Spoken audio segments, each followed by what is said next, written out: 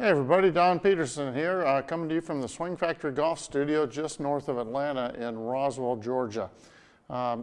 Just finished up a lesson a little bit ago, and I like to do these lesson recaps because usually during the middle of a lesson I come up with some ideas that might help some of you out there, especially if you have the same problem that this student just had. So I want to go over what I saw with the student and what we tried to help him with to get a little bit better backswing.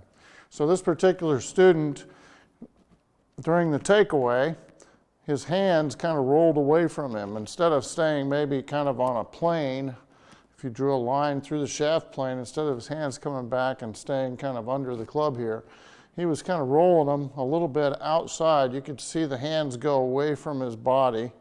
And as he did that, he kind of hooded his left wrist. So, you know, if you look at the lead wrist, he was kind of arching it a little bit this way or closing the club face. So he would roll and close, and when he got to here, the club face was closed, and then of course he went back and he just broke down at the top completely. His left elbow broke down, so there's a lot of problems. And the other thing that happened, because he rolled his forearms like this as he went back, his lead shoulder didn't come around underneath of his chin and stay perpendicular to the spine. So his backswing, like I said, kind of had this roll to it. So we worked on this for a little bit, and one of the things that I found out in my teaching is that if you try to get someone to, you know, I heard this from Mac O'Grady, or this was one of the Mac O'Grady things that was going around for a while, that when you swing back, you're trying to get the butt end of the club to almost brush your right pocket here. This is for right-handed golfers. So it keeps your hands in close to you rather than letting your hands go away from you.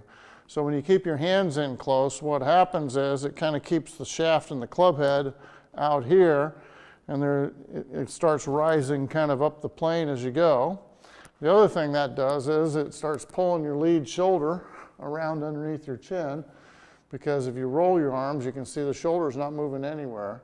But if I try to take this butt end of the club back here and like I'm trying to brush my pocket, then that gets my shoulder going. So it's not a bad little tip for those of you who have this rolling problem with your wrists and you get that separation during the first part of your takeaway. So try to feel like you keep the butt end in close here. That's going to pull your shoulder over. But here's the thing that this guy was doing. And like I said, he was kind of arching his wrists a little bit as he went back. So when you start taking the club inside shut like this, that can cause problems as well. Tiger kind of shut it and hit in the old days, but he took his hands back more outside. So he had them low, but then they went kind of outside with it shut. And I think if you get it shut in here, you're kind of looking for trouble.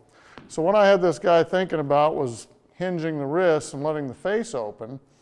But in order for him to get this, I had to kind of go to the extreme. And this is what happens in golf instruction. Sometimes you have to go to the extreme and do something a little bit drastic.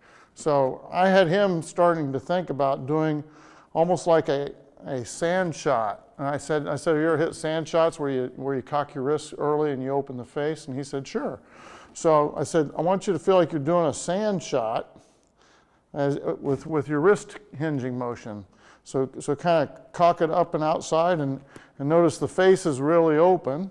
So hinge it up and open, but then I want you to feel like you're turning deep inside. So, you know, if you did his shoulder turn, he rolled it like this, and his shoulders didn't really move very much. So if he did this with his swing, if he cocked it like a sand shot, the club would be very vertical and kind of almost across. He'd be creating a slice swing if he tried to do that type of takeaway, wrist hinging like a sand shot, but then tried to do it with his full swing. It would cause kind of a outside-in swing motion. So I told him, I said, look, once you start doing this wrist hinging, I want you to go deep inside with your chest, so really turn inside.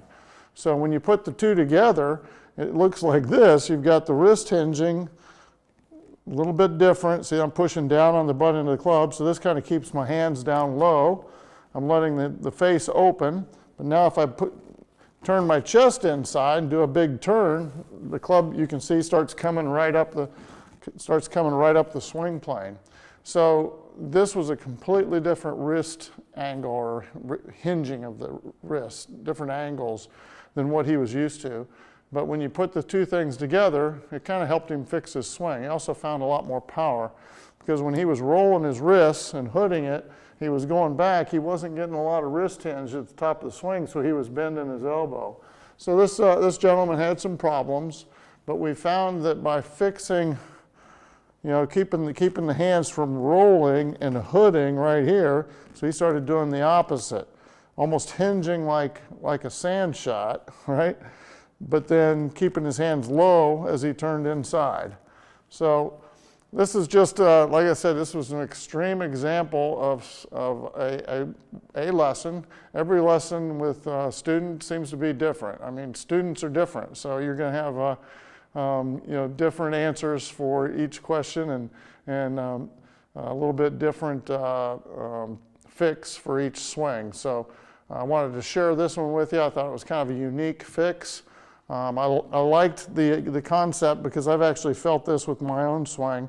If my wrists weren't working properly, I like the feeling of kind of a natural wrist hinge here. I don't like shutting it as much or arching the wrist, or even keeping the wrist flat at the top. I think is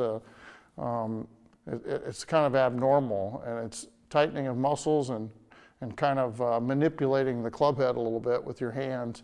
You should try to find what I call natural positions or balanced positions of the wrists and everything during your swing. So play around with this, goof around with it, see what you think. You're trying to do this kind of a different wrist hinge. If you got this rolling going into the inside, then what you're trying to do is keep the butt end a little bit closer to you. You're hinging it more up and open, but then you turn inside to get the club on plane. So, the combination of the hinging the wrist differently and then turning inside really helped this gentleman, and it might help you too. So come back for more tips like this from the Swing Factory, and I look forward to seeing you again. Take care.